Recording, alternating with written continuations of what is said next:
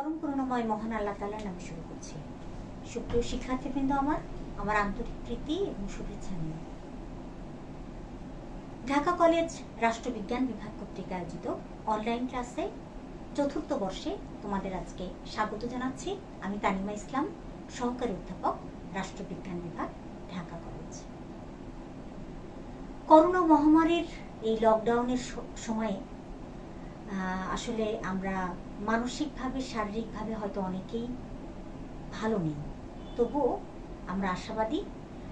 আমরা এই সময়টাকে সাহস নিয়ে, শক্তি দিয়ে, নিজের মনের শক্তি জুগিয়ে আমরা এই ক্রান্তিকালীন সময়টাকে অতিক্রম করব এবং পরম করুণাময় মহান আল্লাহ তাআলার কাছে আমরা সকলের জন্য দোয়া করব, যাতে আমরা সবাই সুস্থ থাকি এবং নিরাপদে থাকি। সম্মান চতুর্থ বর্ষের সাথে আমি যে কোর্সটি পড়াই সেটা হচ্ছে পূর্ব এশিয়ার সরকার ও রাজনীতি, যার কোর্স কোড হচ্ছে 24-19-07। তো পূর্ব এশিয়ার যে তিনটি দেশ অর্থাৎ চীন, জাপান, দক্ষিণ কোরিয়া, এই তিনটি দেশের যাবতীয় বিষয় আমাদের আলোচনার বিষয়বস্তু। তো আজকে শুরুতেই পূর্ব এশিয়ার পরিচিতি, পূর্ব এশিয়ার দেশসমূহের আর্থসামাজিক এবং রাজনৈতিক বৈশিষ্ট্যগুলি নিয়ে আমি আলোচনা করছি। চীন এবং জাপান পূর্ব এশিয়ার বা দূরপ্রাচ্যের দুটি প্রধান দেশ। উভয় দেশই আন্তর্জাতিক পরিমণ্ডলে সমৃদ্ধশালী এবং প্রভাবশালী রাষ্ট্র হিসেবে পরিচিত। উভয় দেশই সাংস্কৃতিক, রাজনৈতিক, সামরিক, অর্থনৈতিক প্রভৃতি পরিমণ্ডলে নিজস্ব প্রভাব বিস্তার করেছে এবং নিজস্ব বলয় তৈরি করেছে।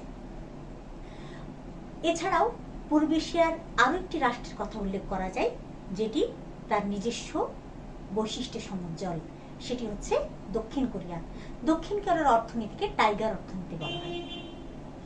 তো দক্ষিণ কোরিয়া পূর্বে চীনের হস্তগত ছিল। প্রাক আধুনিক যুগে চীনের হস্তগত রাষ্ট্র ছিল দক্ষিণ কোরিয়া, কিন্তু চীন তার এই সাম্রাজ্য বা কোরিয়াকে বেশি দিন কিন্তু আধিপত্য রাখতে সক্ষম হয়নি। ঊনবিংশ শতাব্দীর দ্বিতীয়ার্ধে জাপান অত্যন্ত শক্তিশালী হয়ে ওঠে এবং দক্ষিণ কোরিয়ার উপর আধিপত্য বিস্তারে সোচ্চার হয়ে ওঠে এবং সফল হয়। 1910 সালে কোরিয়া উপদ্বীপে জাপান তার আধিপত্য বিস্তার করে এবং দ্বিতীয় বিশ্বযুদ্ধের অবসান না হওয়া পর্যন্তই কিন্তু কোরিয়া উপদ্বীপ জাপানের অধীনে থাকে। পরবর্তীতে 1948 সালে কোরিয়া উপদ্বীপ স্বাধীন হয়। প্রত্যেকটি যে দেশ, তিনটি দেশের কথা বললাম অর্থাৎ জাপান, দক্ষিণ কোরিয়া, চীন, নিজস্ব সামাজিক, অর্থনৈতিক, রাজনৈতিক বৈশিষ্ট্য রয়েছে, যা দ্বারা প্রত্যেকেই স্বতন্ত্র এবং স্বাধীন এবং সার্বভৌম রাষ্ট্র হিসেবে বিশ্বে পরিচিতি লাভ করেছে এবং প্রভাব বিস্তার করেছে। তো আমরা একটু ভৌগোলিক দিক থেকে দেখব যে পূর্ব এশিয়াকে আসলে কেমন এবং আয়তন কি, সীমানা কি, তারপরে এখানকার যে সংস্কৃতি কি, সেগুলো একটু আমরা আলোকপাত করছি। পূর্ব এশিয়ার অধিকাংশ যে দেশ, অর্থাৎ আমরা তিনটি দেশের কথা বলছি, সেই দেশগুলোর বৈশিষ্ট্যের সাথে একটার সাথে আরেকটার ইতিহাসগত এবং ঐতিহ্যগত সম্পৃক্ততা রয়েছে। বিভিন্ন যুগের সাধারণ মানুষগণ এবং জ্ঞানীগণ বিভিন্ন উপাধিতে এই পূর্ব এশিয়াকে ভূষিত করেছেন। ইউরোপীয়গণ এই দূরবর্তী দেশের নামকরণ করেছেন ফার ইস্ট, আমেরিকানরা বলছেন ফার ওয়েস্ট, কিন্তু এই সকল এলাকার কাছে, লোকদের কাছে দূরবর্তী কিছু নয়, এই এলাকা তাদের কাছে পূর্ব এশিয়া বা ইস্ট এশিয়া বলে অভিহিত। তো দক্ষিণ এশিয়ার সবচেয়ে প্রামাণ্য এবং মুখ্য রাষ্ট্র হলো চায়না। ভৌগোলিক, জাতিগত, সাংস্কৃতিক কিছু বৈশিষ্ট্য রয়েছে চায়নার, যা জাপান, কোরিয়া, ভিয়েতনাম রাষ্ট্রগুলোর কেউ কিন্তু ব্যাপকভাবে প্রভাবিত করছে। আর একটা কথাও বলা যায়, east Asia is the Chinese cultural area, অর্থাৎ চৈনিক সভ্যতার যে লীলাভূমি চীন, সেই সভ্যতা দ্বারা কিন্তু এই অঞ্চলের পূর্ব এশিয়ার অন্যান্য রাষ্ট্রগুলো কিন্তু আধিপত্য বিস্তার করেছে বা অন্যান্য রাষ্ট্রগুলো কিন্তু এর দ্বারা প্রভাবিত হয়েছে। ভৌগোলিক দিক থেকে পূর্ব এশিয়া এমন একটি এলাকা যেখানে পাহাড় পর্বত এবং বড় বড় মরুভূমি রয়েছে, যা এশিয়াকে দুভাগে ভাগ করে। জাতিগত দিক থেকে এরা মঙ্গোলীয়দের বাসস্থান বলে পরিচিত। সাংস্কৃতিক দিক থেকে যেটা আমরা বললাম, প্রাচীন জৈনিক সভ্যতার উৎসভূমি এবং চীনের যে সংস্কৃতি, চীনের যে সভ্যতা, সেটা যদিও অন্যান্য দেশের বৈশিষ্ট্য রয়েছে, সংস্কৃতিগত ভিন্নতা রয়েছে, তবুও চীনের সংস্কৃতির একটা প্রভাব কিন্তু অন্যান্য দেশের রয়েছে। এবং আরেকটা যে গুরুত্বপূর্ণ দিক সেটা হচ্ছে যে এখানে বহু সংখ্যক লোকের বসবাস। যেমন জনসংখ্যা এবং শক্তিতে পুরনো চায়না রোমান সাম্রাজ্যের সমপর্যায়ভুক্ত ছিল। বর্তমানে চায়নাতে পৃথিবীর প্রায় 1/4 লোক বাস করে, অর্থাৎ 1/4 লোক বাস করে, যার পরিমাণ হচ্ছে 1200 মিলিয়ন। ক্যালিফোর্নিয়া অপেক্ষা ছোট্ট একটি দেশ জাপানে প্রায় 100 মিলিয়ন জাপানি বসবাস করে। কোরিয়া যদিও বিভক্ত, তবুও দক্ষিণ কোরিয়া পূর্ব এবং পশ্চিমাদের কাছে গুরুত্বপূর্ণ এবং 3টি যুদ্ধ হয়েছে। প্রথম যুদ্ধ হয়েছে কোরিয়ার জাপানের বিরুদ্ধে, দ্বিতীয়টা হয়েছে চীন এবং উত্তর কোরিয়ার বিরুদ্ধে, তৃতীয়টি হয়েছে ভিয়েতনামের বিরুদ্ধে। তবুও কোরিয়া বা দক্ষিণ কোরিয়া কিন্তু এখনো সমৃদ্ধশালী একটি দেশ। দক্ষিণ এবং দক্ষিণ পূর্ব এশিয়া অর্থাৎ ভারত, পাকিস্তান, বাংলাদেশের কাছেও কিন্তু এই এলাকাটা কিন্তু অত্যন্ত গুরুত্বপূর্ণ। এবং স্বাভাবিকভাবেই দেখা যায় যে এই দক্ষিণ এশিয়ার দেশগুলোর সাথে পূর্ব এশিয়ার দেশগুলোর কিন্তু একটা ঘনিষ্ঠ যোগাযোগ রয়েছে। তো আমরা শুরুতেই পূর্ব এশিয়ার যে রাজনৈতিক বৈশিষ্ট্য, সেই বৈশিষ্ট্যগুলো নিয়ে আলোকপাত করব এবং পরবর্তীতে আর্থসামাজিক বৈশিষ্ট্যগুলো নিয়ে আলোকপাত করব। তো এক নজরে আমরা বোর্ডে দেখি যে রাজনৈতিক বৈশিষ্ট্যগুলো কি কি এবং সামাজিক বৈশিষ্ট্যগুলো কি কি। পূর্ব এশিয়ার দেশগুলোর রাজনৈতিক বৈশিষ্ট্য বলছি, বহুদলীয় রাজনৈতিক ব্যবস্থা বিদ্যমান হয়েছে, মতাদর্শগত পার্থক্য রয়েছে, দক্ষ নেতৃত্বের বিকাশ হয়েছে, আমলাতান্ত্রিক রাজনীতির প্রবর্তন হয়েছে, রাজনীতিতে মধ্যবিত্ত শ্রেণীর অংশগ্রহণ হয়েছে, ক্ষমতার প্রাধান্য রয়েছে বা জনমতের প্রাধান্য রয়েছে, ক্ষমতার নয় জনমতের প্রাধান্য রয়েছে, রাজনৈতিক যোগাযোগ রয়েছে এবং সামরিক বাহিনীর হস্তক্ষেপ রয়েছে, যদিও দক্ষিণ কোরিয়াতে, চীন জাপানে কিন্তু নেই।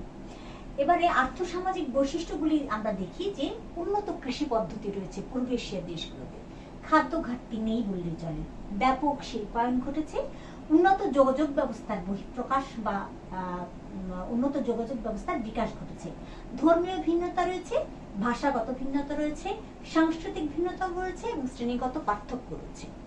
তো শুরুতেই আমরা যদি রাজনৈতিক বৈশিষ্ট্য নিয়ে আলোচনা করি তাহলে দেখব যে পূর্ব এশিয়ার দেশগুলিতে বহুদলীয় রাজনৈতিক ব্যবস্থা বিদ্যমান এবং জাপানের যে রাজনৈতিক দল প্রধান তার নাম হচ্ছে Liberal Democratic Party, Democratic Party of Japan, Socialist Party, Japan Communist Party, New Komeito. অর্থাৎ জাপানে যে বহুদলীয় ব্যবস্থা রয়েছে সেগুলো আমরা কিন্তু এই নাম দেখলেই বুঝতে পারলাম। এবং liberal Democratic Party, Democratic Party of Japan, Socialist party হচ্ছে প্রধান। চীনে আমরা জানি যে কমিউনিস্ট পার্টি মূলত প্রধান এবং এছাড়াও ছোট ছোট আরো রাজনৈতিক দল রয়েছে। দক্ষিণ কোরিয়ার প্রধান রাজনৈতিক দলের নাম হচ্ছে Uri Party, Gallant National Party, Democratic Labour Party, Millennium Democratic Party. অর্থাৎ 3টি দেশে আমরা দেখছি যে বহুদলীয় রাজনৈতিক ব্যবস্থার বিকাশ ঘটেছে। এরপরে আমরা আসছি রাজনৈতিক ব্যবস্থাতেই যে সরকার পদ্ধতি বা সরকার প্রধান রয়েছে সেগুলোর নামগুলো আমরা জেনে নিতে চাই এবং কি ধরনের পদ্ধতি সেখানে বিদ্যমান রয়েছে সেগুলো আমরা জেনে নিতে চাই। চীনের পার্লামেন্টের নাম কংগ্রেস, চীনের সরকার প্রধান হচ্ছেন প্রধানমন্ত্রী, চীনের সরকার পদ্ধতি হচ্ছে কমিউনিস্ট স্টেট বা সমাজতান্ত্রিক রাষ্ট্র।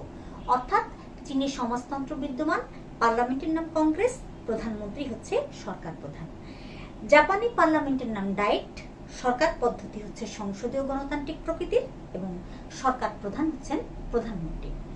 দক্ষিণ কোরিয়ার পার্লামেন্টের নাম জাতীয় পরিষদ, দক্ষিণ কোরিয়ার সরকার পদ্ধতি হচ্ছে প্রজাতন্ত্রী এবং দক্ষিণ কোরিয়ার সরকার প্রধানও কিন্তু প্রধানমন্ত্রী। তাহলে 3টি দেশের কিন্তু ভিন্ন ভিন্ন পদ্ধতি রয়েছে, কিন্তু বহুদলীয় রাজনৈতিক ব্যবস্থার যে স্বীকৃতি সেটা কিন্তু আমরা এই পূর্ব এশিয়ার 3টি দেশেই দেখতে পেলাম। দ্বিতীয়ত আমরা বলেছি যে মতাদর্শগত পার্থক্য রয়েছে।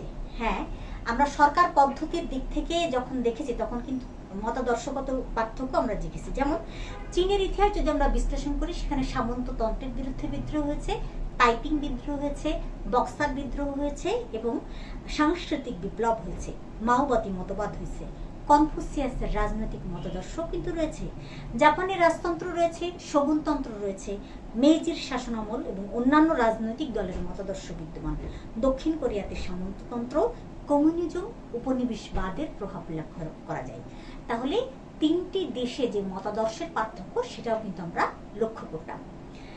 এবারে আমরা বলছি দক্ষ নেতৃত্বের বিকাশ। পূর্ব এশিয়ার এই তিনটি দেশেই কিন্তু দক্ষ এবং যোগ্য নেতৃত্বের বিকাশ ঘটেছে। চীনের কথা যদি বলি সান ইয়াতসেন, মাও সেতুং, কনফুসিয়াস। জাপানের কথা যদি বলি টোকুগাওয়া, মেইজি। দক্ষিণ কোরিয়া যদি চ্যাং মিউং, পার্ক চুন হি, কিম দায়-জং, সিং ম্যানরি প্রভৃতি নেতার নাম উল্লেখযোগ্য। দক্ষ এবং যোগ্য নেতৃত্বের বিকাশ যখন ঘটে তখন কিন্তু স্বাভাবিকভাবেই রাজনৈতিক ব্যবস্থা শক্তিশালী হয় এবং উন্নত হয়, যেটা আমরা পূর্ব এশিয়ার এই তিনটি রাষ্ট্রে দেখতে পাচ্ছি। এরপরে আমরা দেখছি আমলাতান্ত্রিক রাজনীতির কিন্তু প্রভাব এই তিনটি দেশেই বিদ্যমান। জাপানি রাজতন্ত্রে জাপানের যে রাজনীতি, সেই রাজনীতিতে জাপানি আমলাতন্ত্রের একটা বিরাট প্রভাব রয়েছে। 1955 সালে লিবারেল ডেমোক্রেটিক পার্টি প্রতিষ্ঠিত হয়। তারা একটি শাসক দল হিসাবে 1994 সাল পর্যন্ত রাজনীতিকে নিয়ন্ত্রণ করে আসছে। জাপানি আমলাতন্ত্রের যে রক্ষণে সেখানে সেই পিটার এফ ব্রুপ্পো যুক্তিসহ প্রমাণ করছেন যে এশীয় অর্থনীতির সর্ববর্ষকালে আমেরিকার জাপানি নীতি সন্দেহজনক। এমনকি যদিও আমেরিকার বুদ্ধিভিত্তিক নীতি নির্ধারকদের ন্যায় জাপানি বিজ্ঞ মহল তাদের অভিজ্ঞতালব্ধ জ্ঞান দ্বারা কিছু তৈরি করেন, সেগুলো জাপানি সরকারের সাথে সম্পর্কযুক্ত। এটাই আমলাতান্ত্রিক পদ্ধতি। এবং দক্ষিণ পূর্ব এশিয়ার অন্যান্য যে রাষ্ট্র সেগুলোতেও কিন্তু আমলাতান্ত্রিক রাজনৈতিক বিকাশ ঘটেছে। অর্থাৎ আমরা দেখতে পাচ্ছি যে আমলাতন্ত্র তারা অভিজ্ঞতালব্ধ জ্ঞান দিয়ে যা তৈরি করেন সেটা কিন্তু সরকারের কাজের সাথে সম্পৃক্ত এবং সরকারকে সরকারের কাজকে বেগবান করে, যা রাজনীতিকে আরো বেশি সমৃদ্ধ করে, উন্নত করে। তারপরে আমরা আরেকটা কথা বলছি যে পূর্ব এশিয়ার দেশগুলোতে মিশ্র প্রকৃতির রাজনৈতিক দলের উপস্থিতি আমরা দেখতে পাই, এবং সেটা হচ্ছে যে দেশীয় কিছু উপাদান এবং বিদেশি রাষ্ট্রের যে রাজনৈতিক মতাদর্শের প্রভাব সেটি আমরা লক্ষ্য করতে পারি। এদের মধ্যে রয়েছে গণতান্ত্রিক, জাতীয়তাবাদী, সমাজতান্ত্রিক প্রভৃতি ভাবধারার সমন্বয়। যেমন লিবারেল ডেমোক্রেটিক পার্টি, উদারনৈতিক গণতান্ত্রিক দল, সেটা হচ্ছে জাপানে। আবার চীনে যদি দেখি কমিউনিস্ট পার্টি, সেটা হচ্ছে সমাজতন্ত্রের। আবার যদি দক্ষিণ কোরিয়াতে আমরা দেখি যে উরি পার্টি, সেটা হচ্ছে জনগণের অংশগ্রহণ অর্থাৎ প্রজাতন্ত্রের। এই যে মতাদর্শগত পার্থক্য বা মিশ্র প্রকৃতির ভাবধারার সমন্বয়, এটা কিন্তু পূর্ব এশিয়ার রাজনীতিতে রয়েছে। আরো একটি ইম্পর্টেন্ট যে বৈশিষ্ট্য সেটা হচ্ছে যে পূর্ব এশিয়ার রাজনীতিতে মধ্যবিত্ত শ্রেণীর ব্যাপক অংশগ্রহণ লক্ষ্য করা যায়। যদি আমরা চীনের দিকে লক্ষ্য করি তাহলে চীনা কমিউনিস্ট পার্টিতে আমরা দেখব যে মধ্যবিত্ত শ্রেণীর দ্বারাই কিন্তু চীনা কমিউনিস্ট পার্টি পরিচালিত হয়, এবং মধ্যবিত্ত শ্রেণীর অংশগ্রহণও কিন্তু নেতৃত্বে আমরা দেখতে পাই। জাপানের রাজনীতিতেও মধ্যবিত্ত শ্রেণীর অংশগ্রহণ চোখে পড়ার মতো। দক্ষিণ কোরিয়াতে প্রজাতন্ত্র প্রতিষ্ঠার পটভূমিতে মধ্যবিত্ত শ্রেণীর ব্যাপক অংশগ্রহণ আমরা লক্ষ্য করি। তো সরকারি এবং বিরোধী দলের যে সম্পর্ক সেগুলো আসলে কেমন এখানে আমরা দেখেছি। দক্ষিণ এবং দক্ষিণ পূর্ব এশিয়ার রাজনীতি যখন আমরা আলোচনা করেছি তখন কিন্তু দেখেছি সরকারি এবং বিরোধী দলের মধ্যে সবসময় বিরোধ লক্ষণীয়, কিন্তু এখানে সরকারি এবং বিরোধী দলের মধ্যে বিরোধ কিন্তু অপেক্ষাকৃত কম। বহুদলীয় ব্যবস্থা বিদ্যমান থেকে স্বাভাবিকভাবে সরকারি দলও আছে, বিরোধী দল আছে, কিন্তু তাদের ক্ষমতার পরিবর্তন হয় নিয়মতান্ত্রিক উপায়ে। দক্ষিণ এবং দক্ষিণ পূর্ব এশিয়ার অধিকাংশ দেশের সরকারি ও বিরোধী দলের মধ্যে যে বিদ্যমান বৈরীমূলক আচরণ এই অঞ্চলে কিন্তু দেখা যায় না। অর্থাৎ বিরোধিতা যেমন রয়েছে তেমনি সহযোগিতাও রয়েছে। এভাবেই তারা তাদের দেশকে পরিচালনা করছে। জনমতের প্রাধান্য আমরা বরাবরই দেখেছি পূর্ব এশিয়ার দেশগুলোতে এবং সমৃদ্ধশালী দেশ চীন, জাপান, দক্ষিণ কোরিয়া। দেখা যাচ্ছে যে সর্বোচ্চ ক্ষমতার যদি অধিকার দেয়া হয় তাহলে জনগণের অধিকার এবং মতামতের প্রতি তারা শ্রদ্ধা প্রদর্শন করে। চীনের কমিউনিস্ট পার্টিতে রয়েছে 1947 সালে জাপানে যে সংবিধান রচিত হয়েছে সেখানে জনমতের প্রাধান্য রচিত হয়েছে, এবং দক্ষিণ কোরিয়াতে প্রজাতান্ত্রিক যে রাষ্ট্র সেটা হচ্ছে ঘোষণার মধ্য দিয়ে জনমতকে প্রাধান্য দেওয়া হয়েছে। অর্থাৎ জনগণই যে সকল ক্ষমতার উৎস, পূর্ব এশিয়ার এই তিনটি দেশই তার যথেষ্ট প্রমাণ বহন করে।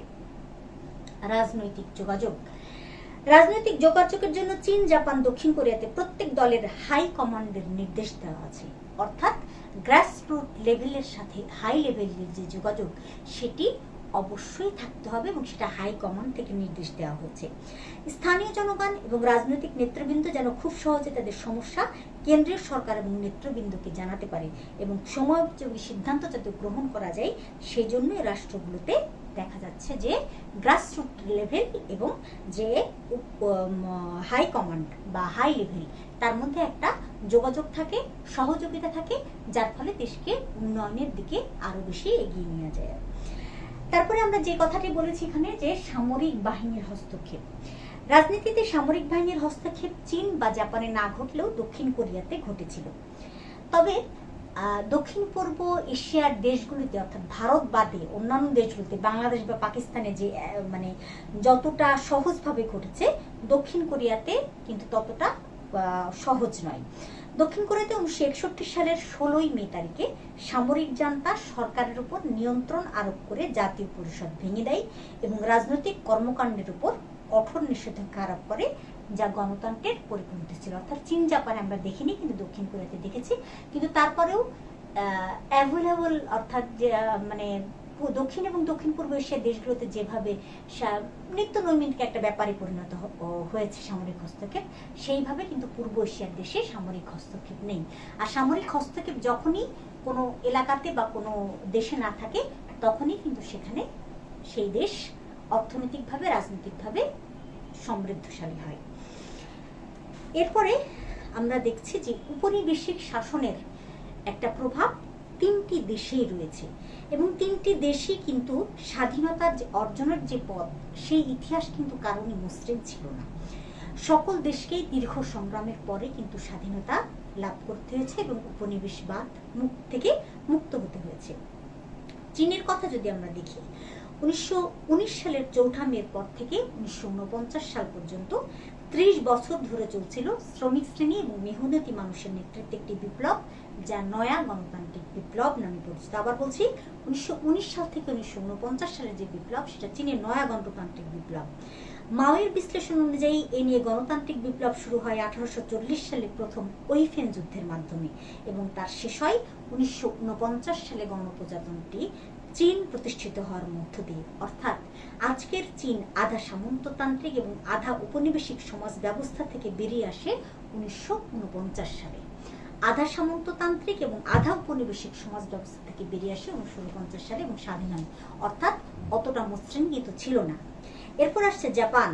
জাপান উপনিবেশিক শক্তি মার্কিন যুক্তরাষ্ট্রের অধীনে দ্বিতীয় বিশ্বযুদ্ধের পরে 1945 সাল থেকে অধীনস্থ হয়ে থাকে এবং স্বাধীন রাষ্ট্র হিসেবে স্বীকৃতি পায় 1952 সালের 28 এপ্রিল। এবং হিরোশিমা নাগাসাকির যে বিভীষিকা, সেই বিভীষিকার রূপ আমরা দেখেছি জাপানের ক্ষেত্রে, এবং সেই জাপান আজকে সেই বিভীষিকার যে পথ, সেই পথ পাড়ি দিয়ে শক্তি অর্জন করে বিশ্বের একটি অর্থনৈতিক শক্তি হিসাবে আবির্ভূত হয়েছে। দক্ষিণ কোরিয়ার পথও কিন্তু মসৃণ নয়। 668 খ্রিস্টাব্দে সমগ্র কোরিয়া উপদ্বীপ সিলা নামক রাজবংশের অধীনে শাসিত হয়ে আসছিল। 1895 সালে চীন দেশটির স্বাধীনতার স্বীকৃতি প্রদান করে। 1904 থেকে 1905 সোভিয়েত জাপান যুদ্ধের পর কোরিয়া জাপানের আশ্রিত রাজ্যে পরিণত হয়। তবে 1910 সালে আনুষ্ঠানিকভাবে জাপান কোরিয়াকে দখল করে নেয়। এরপর 1945 সালে দ্বিতীয় বিশ্বযুদ্ধে জাপানের পরাজয়ের পর একদিকে মার্কিন যুক্তরাষ্ট্রের বাহিনী, অপরদিকে সোভিয়েত সৈন্যবাহিনী কোরিয়ায় ঢুকে পড়ে এবং জাপানকে আত্মসমর্পণে বাধ্য করে এবং কোরিয়া দুটি ভাগে বিভক্ত হয়ে যায়। সর্বশেষ কোরিয়া স্বাধীনতার স্বাদ পায় 1948 সালে।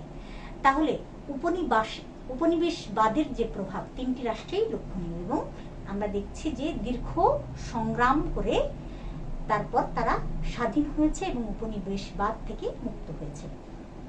এরপরে আমরা আসছি পূর্ব এশিয়ার আর্থসামাজিক বৈশিষ্ট্য। সেখানে দেখছি যে উন্নত কৃষি পদ্ধতি। চীন, জাপান, দক্ষিণ কোরিয়ার অর্থনৈতিক উন্নয়নের গতি আমরা জানি অনেক বেশি বেগবান। তার কারণ এখানে কৃষি ব্যবস্থা উন্নত প্রকৃতির, এখানে কৃষি গবেষণাগার রয়েছে, উন্নত মানের বীজ সার সরবরাহ করা হয় এবং উন্নত প্রযুক্তির ব্যবহার করা হয় এবং যারা কৃষক তাদেরকে উন্নত প্রযুক্তির ব্যবহার শিক্ষা দেওয়া হয় এবং বাস্তবায়িত করা হয়। কৃষিতে সরকারি ভর্তুকি প্রদান করা হয় এবং বেশিরভাগ জমি মালিকদের নিকট থেকে সরকারি উদ্যোগে জমি নিয়ে দরিদ্র কৃষকদের মাঝে বিতরণ করা হয়, যেমনটা জাপানে ঘটেছিল, জাপানে করা হয়েছে। এবং এভাবেই কিন্তু তারা উন্নত কৃষি পদ্ধতি ব্যবহার করে অর্থনীতিকে শক্তিশালী করেছে। তারপরে আমরা বলছি খাদ্য ঘাটতি নেই বললেই চলে। পূর্ব এশিয়ার 3টি রাষ্ট্রে খাদ্য ঘাটতি নেই বললেই চলে। যেহেতু কৃষিতে তারা উন্নত, স্বাভাবিকভাবেই তাদের উৎপাদন বেশি, কাঁচামাল তারা রপ্তানি করে এবং প্রতি বছর অনুন্নত রাষ্ট্রগুলোতে তারা খাদ্যদ্রব্য দান করে। আমদানি রপ্তানি কিন্তু প্রায় ভারসাম্যপূর্ণ। রপ্তানির দিক থেকে জাপান বিশ্বের 2য় স্থানে রয়েছে। তাহলে খাদ্য ঘাটতি নেই, উৎপাদনও বেশি এবং তারা উদ্বৃত্ত খাদ্যদ্রব্য কি করে অনুন্নত রাষ্ট্রগুলোকে দান করে এবং জাপান বিশ্বের 2য় রপ্তানির যোগ্য দেশ। সুতরাং উন্নত কৃষি পদ্ধতি ব্যবহার করে এই পূর্ব এশিয়ার 3টি রাষ্ট্র অর্থনৈতিকভাবে বেগবান হয়েছে। তারপরে উল্লেখযোগ্য একটি বৈশিষ্ট্য হচ্ছে এই 3টি রাষ্ট্রে ব্যাপক শিল্পায়ন ঘটেছে। সরকারি বেসরকারি উদ্যোগে শিল্প খাতে মূলধন বিনিয়োগ করা হচ্ছে প্রচুর পরিমাণে। শিল্প খাতে ব্যাপক বিনিয়োগের ফলে বেকারত্ব হ্রাস পেয়েছে, অর্থাৎ শিল্প কারখানায় অনেক মানুষের কর্মসংস্থানের সুযোগ হয়েছে এবং এর ফলে বেকারত্ব হ্রাস পেয়েছে এবং অর্থনীতি কিন্তু সমৃদ্ধশালী হয়েছে। বিশেষ করে জাপানের শিল্পের দিকে তাকালে স্পষ্ট হয়ে ওঠে। সেখানে লৌহ শিল্প, অটোমোবাইল শিল্প, জাহাজ শিল্প, ওষুধ শিল্প ইত্যাদি উন্নত প্রকৃতির শিল্প কারখানা প্রচুর পরিমাণে রয়েছে। তো সেখানে ব্যাপক শিল্পায়ন হয়েছে। ওদিক থেকে দক্ষিণ কোরিয়াতেও টাইগার অর্থনীতি রয়েছে। উন্নত কৃষি পদ্ধতি, উন্নত প্রযুক্তির ব্যবহার করে তারা ব্যাপক শিল্পায়ন ঘটিয়েছে। চায়নাতে তো বলাই বাহুল্য। এরপর আসছে উন্নত যোগাযোগ ব্যবস্থা। পূর্ব এশিয়ার এই 3টি দেশে, চীন, জাপান, দক্ষিণ কোরিয়াতে উন্নত যোগাযোগ ব্যবস্থার বিকাশ ঘটেছে। অর্থাৎ স্থলপথ, জলপথ, নৌপথ 3টি পথেই কিন্তু তাদের যোগাযোগ ব্যবস্থার ব্যাপক উন্নতি ঘটেছে। কম্পিউটার, ইন্টারনেট ব্যবহারের মাত্রা বেড়েছে কয়েক গুণে পূর্বের বেশি চেয়ে। জাপান সারা বিশ্বের মোটর গাড়ির 16% উৎপাদন করে, যা 1904 সাল থেকে শুরু হয়েছে। ক্রমাগত এর পরিমাণ কিন্তু আরো বাড়ছে এবং উন্নত যোগাযোগ প্রযুক্তির ফলে জাপান, দক্ষিণ কোরিয়া, চীন বিশ্বে অর্থনৈতিকভাবে একটি জায়গা করে নিয়েছে। দারিদ্র্যের প্রভাব তেমন নেই, কম বললেই চলে। দক্ষিণ পূর্ব এশিয়ার দেশগুলোতে যখন দারিদ্র্যের সংকট প্রকট আকারে দেখা দেয়, তখন চীন, জাপান দারিদ্র্যের পরিমাণ খুব কম। 3টি দেশকে উন্নত বিশ্বের শিখরে বিবেচনা করা হয়। চীনের মাথাপিছু আয়ের পরিমাণ $25,000, জাপানের মাথাপিছু আয়ের পরিমাণ $37,600, দক্ষিণ কোরিয়ার মাথাপিছু আয় $14,000। অর্থাৎ আমরা দেখছি যে শিল্পের ব্যাপক প্রসারের কারণে এই দেশগুলো কিন্তু রাজনৈতিক এবং অর্থনৈতিক দিক থেকে উন্নত বিশ্ব থেকে মোটেও পিছিয়ে নেই, বরং জাপানকে তো উন্নত রাষ্ট্র হিসেবে বিবেচনা করা হয়। 1995 সালে ওয়ার্ল্ড ট্রেড অর্গানাইজেশন অর্থাৎ WTO যে গড়ে উঠেছিল বা প্রতিষ্ঠা পেয়েছিল, তার মূল ভূমিকায় কিন্তু জাপান ছিল। এরপরে সামাজিক বৈশিষ্ট্যের কথা যদি আমরা বলি, তাহলে দেখি যে ধর্মীয় ভিন্নতা এখানে রয়েছে। কারণ চীন, জাপান, দক্ষিণ কোরিয়া প্রত্যেকটি দেশেই বিভিন্ন ধর্মাবলম্বী লোক বাস করে। হিন্দু রয়েছে, মুসলমান রয়েছে, খ্রিস্টান রয়েছে, আরও সেখানকার ধর্ম সিনোটা, কনফুসীয় মতবাদ, তাওবাদ, রোমান ক্যাথলিক, প্রটেস্ট্যান্ট ইত্যাদি। কিন্তু ধর্মীয় ভিন্নতা থাকলে ধর্মীয় সংঘাত কিন্তু সেই পরিমাণে নেই। অর্থাৎ আমাদের মধ্যে দক্ষিণ পূর্ব এশিয়ার দেশগুলোতে সাম্প্রদায়িকতার যে বিষবাষ্প আমরা দেখেছি এবং তার ফলে ধর্মীয় সংঘাত যেটা দেখেছি, পূর্ব এশিয়ার দেশগুলোতে কিন্তু এইরকম ধর্মীয় সংঘাত আমরা কম লক্ষ্য করেছি। গোষ্ঠীগত সংঘাতও কিন্তু তেমন একটা প্রকট নয় এই অঞ্চলে। বিভিন্ন ধর্মের, বর্ণের, মতাদর্শের লোকের মিশ্রিত বদ্ধভ্যাসের কারণে কোথাও কোথাও গোষ্ঠীগত সংঘাত বিদ্যমান রয়েছে, তবে সেই সংঘাতও কিন্তু প্রকট নয়। আলোচনার কেন্দ্রবিন্দুতে এই গোষ্ঠীগত সংঘাত কম আসে। ভাষাগত ভিন্নতা দেখা যায়, যেমন চীনে যে ভাষা রয়েছে মান্দারিন, উইউ, মিনবেই, মিন্নান, ঝিঙ্গওয়ান, হাক্কা প্রভৃতি। জাপানের প্রধান ভাষা জাপানি, দক্ষিণ কোরিয়ার প্রধান ভাষা কোরিয়া। তবে মাতৃভাষার পাশাপাশি তারা ইংরেজিকেও কিন্তু দ্বিতীয় গুরুত্বপূর্ণ ভাষা হিসাবে প্রাধান্য দেয়। দক্ষিণ পূর্ব এশিয়ায় শ্রীলঙ্কায় আমরা দেখেছি ভাষাগত সংঘাত দেখা দিয়েছে সিংহলি এবং তামিলদের মধ্যে। চীন, জাপান এবং দক্ষিণ কোরিয়ায় তেমন ভাষাগত বিরোধ নেই। সংস্কৃতি এবং আচার অনুষ্ঠানগত পার্থক্যটা থাকাটাই স্বাভাবিক, প্রত্যেকটি রাষ্ট্রের জনগণের আচার ব্যবহারের দিক থেকে সাংস্কৃতিকগত পার্থক্য দেখা যায়। ধর্মীয় সাংস্কৃতিক ভিন্নতা একটি উল্লেখযোগ্য বৈশিষ্ট্য, যার ফলে আচার ব্যবহারের দিক থেকে, সংস্কৃতির দিক থেকে প্রত্যেক দেশ এবং জাতিকে পৃথকভাবে চিহ্নিত করা হয়। পূর্ব এশিয়ার দেশসমূহে শ্রেণীগত বৈশিষ্ট্য বিদ্যমান, বিভিন্ন শ্রেণীর অস্তিত্ব লক্ষ্য করা যায়। 3টি শ্রেণী তো রয়েছেই, সেটা হচ্ছে যে উচ্চ শ্রেণী, মধ্যবিত্ত শ্রেণী, নিম্ন শ্রেণী। এছাড়াও চীনের সামন্ততন্ত্র ছিল, তার বিরুদ্ধে বিদ্রোহ হয়েছে। পুঁজিবাদের উদ্ভব ও বিকাশ ঘটেছে, পুঁজিবাদী শ্রেণীর উত্থান হয়েছে, বুর্জোয়া শ্রেণীর বিকাশ এবং মার্ক্সবাদী শ্রেণীর বিকাশ হয়েছে, মাওবাদীর বিকাশ হয়েছে, সর্বহারা শ্রেণীর বিকাশ হয়েছে। সুতরাং চীনেও কিন্তু দেখা যাচ্ছে বিভিন্ন মতবাদের বিকাশ ঘটেছে। জাপানে রাজতন্ত্র, শোগুনতন্ত্র, আমলাতন্ত্র, টোকুগাওয়া প্রভৃতি শ্রেণীর উদ্ভব ও বিকাশ ঘটেছে। দক্ষিণ কোরিয়ার সামন্ততন্ত্র শ্রেণী, কমিউনিজম, প্রজাতন্ত্র ইত্যাদি রয়েছে। তাহলে আমরা দেখছি যে পূর্ব এশিয়ার দেশগুলোর অর্থনৈতিক ও সামাজিক যে বৈশিষ্ট্য দক্ষিণ এবং দক্ষিণ পূর্ব এশিয়ার দেশগুলোর চেয়ে কিন্তু ভিন্নতা রয়েছে বা আলাদা। দেখা যাচ্ছে যে পূর্ব এশিয়ার দেশগুলোর যে বৈশিষ্ট্য সেটা কিন্তু উন্নত মানের এবং স্বাভাবিকভাবে অর্থনীতি অনেক বেশি শক্তিশালী আমরা দেখছি। এই অঞ্চলের প্রত্যেকটি দেশ নিজ নিজ ক্ষেত্রে সফল, স্বনির্ভর বলা যায়। আমরা দক্ষিণ পূর্ব এশিয়ার দেশগুলো কিন্তু নিজ নিজ ক্ষেত্রে সফলতা অর্জন এখনো করতে পারেনি। তবু কিছু না কিছু প্রয়োজনে প্রত্যক্ষ এবং পরোক্ষভাবে উভয় অঞ্চলের উপর আমরা নির্ভরশীল থাকি। তার ভিত্তিতে পারস্পরিক সৌহার্দ্য এবং বোঝাপড়া আমাদের মধ্যে আরো ভালো হয় এবং উন্নত হয়। তাহলে আজকে আমরা পূর্ব এশিয়ার যে 3টি দেশ, চীন, জাপান, দক্ষিণ কোরিয়া, এই চীন, জাপান, দক্ষিণ কোরিয়ায় উপনিবেশবাদের প্রভাব কি রয়েছে, তারপরে তাদের ভৌগোলিক যে বিষয়, সাংস্কৃতিক যে বিষয়, রাজনৈতিক যে বৈশিষ্ট্যগুলো রয়েছে, আর্থসামাজিক যে বৈশিষ্ট্য রয়েছে, সেগুলো নিয়ে বিস্তারিতভাবে আলোচনা করলাম। আমি আশা করছি তোমরা যদি বাড়িতে এই বিষয়টি নিয়ে আরো ভালোভাবে পড়াশোনা করো, তাহলে অবশ্যই আরো ভালোভাবে জ্ঞান লাভ করতে পারবে। তো আগামী ক্লাসে নতুন কোনো বিষয় নিয়ে আলোচনা করব। সে পর্যন্ত তোমাদের জন্য অনেক অনেক দোয়া, শুভকামনা। আজকের মতো আল্লাহ হাফেজ।